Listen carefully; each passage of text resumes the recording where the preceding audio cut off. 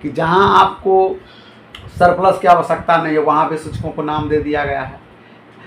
जहां रिक्ति नहीं है वहां भी सरप्लस दिखाया जा रहा है। ज्यों-ज्यों मर्ज बढ़ती गई दवा भी उससे ज़्यादा बढ़ती गई। तो मर्ज जितना बढ़ा नहीं है उससे ज़्यादा कई गुना दवा बढ़ गई। आने वाले समय में इसको मानिए कि कोर्ट में ये मुद्दा फिर से जाएगा। आज हमारे साथ प्राथमिक शिक्षक संघ के जिला प्रधान सचिव और पुरानी पेंशन योजना संघर्ष मंच के प्रदेश संयोजक, लेखक एवं सामाजिक कार्यकर्ता गुलाब यादव सर हैं। सर, अभी शिक्षकों का तबादला का दौर जारी है। शिक्षा मंत्री ताबड़तोड़ बयान दे रहे हैं। क्या अभी पेच क्या फंसा हुआ है कि स्थानांतरण जो बार बार हो रहा है बहुत जल्द पूर्व में भी हमारे पूर्व जो SES सिद्धार्थ साहब थे उनके द्वारा स्थानांतरण किया गया, म्यूचुअल भी किया गया और ऐच्छिक स्थानांतरण भी हुआ, बड़े व्यापक पैमाने पर हुआ।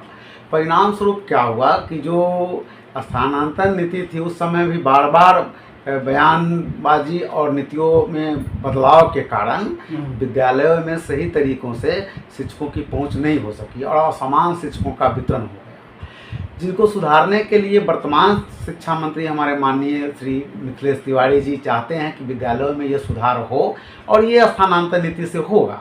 लेकिन जब हम इस चीज़ पर ध्यान देते हैं तो वही जल्दबाजी हमको फिर से दिखाई दे रही है। म्यूचुअल स्थानांतरण की बात अगर हम करते हैं तो हम देखते हैं कि म्यूचुअल स्थानांतरण तो समझिए इसमें कोई बहुत ज़्यादा दिक्कत नहीं है, क्योंकि एक शिक्षक एक जगह से जाएंगे, एक शिक्षक वहाँ आएंगे, यानी जो रिक्ति है उसकी रिक्ति की पूर्ति वहाँ हो जाएगी, यानी उसमें बहुत बड़ा झमेला लोचा पेच नहीं है। लेकिन यहाँ जो मामला फंस रहा है आप देखिएगा तो सरप्लस शिक्षकों का मामला फंस रहा है। और दूसरा जो ऐच्छिक स्थानांतरण की बात हो रही है कि उसमें लोगों को जो ऑप्शन दिया जा रहा है, तो ये सब मामलों में अगर हम देखते हैं तो खास करके जो स्वीकृत बल है, अब स्वीकृत बल के विरुद्ध बहुत सारे विद्यालयों में शिक्षक हैं। अब खास करके ये समस्या आपको प्राइमरी स्कूल में ज़्यादा मिलेगा। मध्य विद्यालय तो हम समझते हैं शिक्षकों की समस्या से जूझ रहा है, खास करके जो 6 से 8 के जो क्लासेज हैं उस क्लासेज में आपको शिक्षक विषयवार भी नहीं है और शिक्षक भी नहीं है।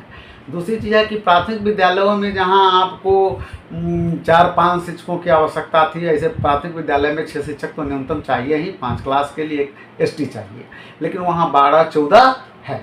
दूसरी चीज़ है कि विद्यालयों में स्थिति ये हो गई, जो पूर्व में जो स्थानांतरण हुआ या पूर्व में जो बहाली हुई उसमें आपको एक डाटा जो होना चाहिए, तार्किक डाटा जो व्यवहारिकता में होना चाहिए, उस सब हमको लगता है कि उस डाटा को ध्यान में नहीं रखा गया, जिसके कारण आपको आनन फानन में बहाली और ट्रांसफ़र का दौर चलता रहा और बहुत सारी कुव्यवस्था विद्यालयों में हो गई।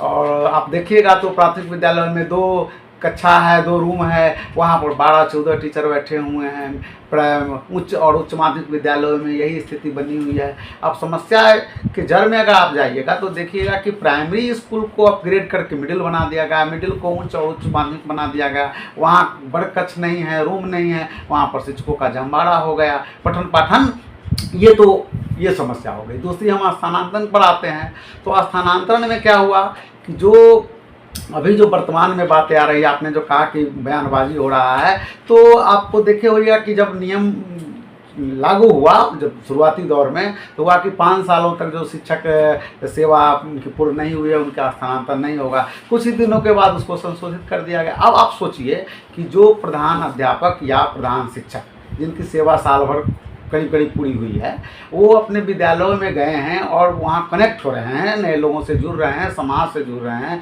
अपने विद्यालय के शिक्षकों से जुड़ रहे हैं, बच्चों से जुड़ रहे हैं और वहाँ की सुविधाओं को ठीक करने में लगे हैं। अब उनका ट्रांसफ़र कर दिया जाएगा, चाहे ऐच्छिक हो या जिस तरह से हो, कर दिया जाएगा। तो फिर जो नए लोग जाएंगे फिर उनको सुधारने में समय लगेगा। तो यानी कि एक लंबा समय अगर शिक्षकों को नहीं दिया जाएगा विद्यालय में, तो विद्यालय आपको आम कार्यालय है नहीं, वहाँ फाइलों को खंगारना है। तो समझिए कि विद्यालय में स्थानांतरण पोस्टिंग ये चलता रहेगा और विद्यालय की जो शिक्षा व्यवस्था है, जो हमारे बच्चे पढ़ने वाले हैं या जो हमारे शिक्षक पढ़ाने वाले हैं, इस ट्रांसफ़र पोस्टिंग के फेर में ये सारा व्यवस्था जो है समझिए कि धीरे धीरे बेपटरी, जितना यानी ये कहा जाए इसको, ज्यों-ज्यों मर्ज बढ़ती गई दवा भी उससे ज़्यादा बढ़ती गई। तो मर्ज जितना बढ़ा नहीं है उससे ज़्यादा कई गुना दबाव बढ़ गई। तो स्थिति ये हो रहा है कि स्थानांतरण के नाम पर हम समझते हैं कि आपको आने वाली जो पुनरावृत्ति है, जो पूर्व में जो समस्या हुई है, यही समस्या फिर उत्पन्न होने वाली है। इसलिए कि आप म्यूचुअल को पहले कर लेते हैं, इसके बाद आप सरप्लस को देखिए कि जहां आपको सरप्लस की आवश्यकता नहीं है वहां भी शिक्षकों को नाम दे दिया गया है, जहां रिक्ति नहीं है वहाँ भी सरप्लस दिखाया जा रहा है।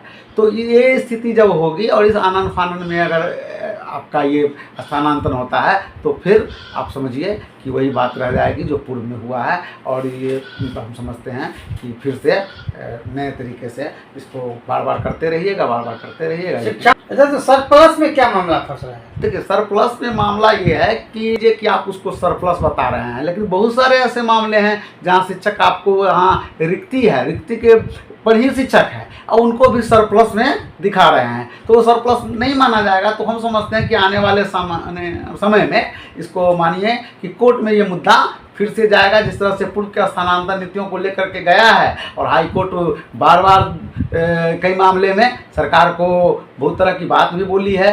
तो हम समझते हैं आने वाले समय में ये स्थिति उत्पन्न इस स्थानांतरण में भी होने वाला है। कुछ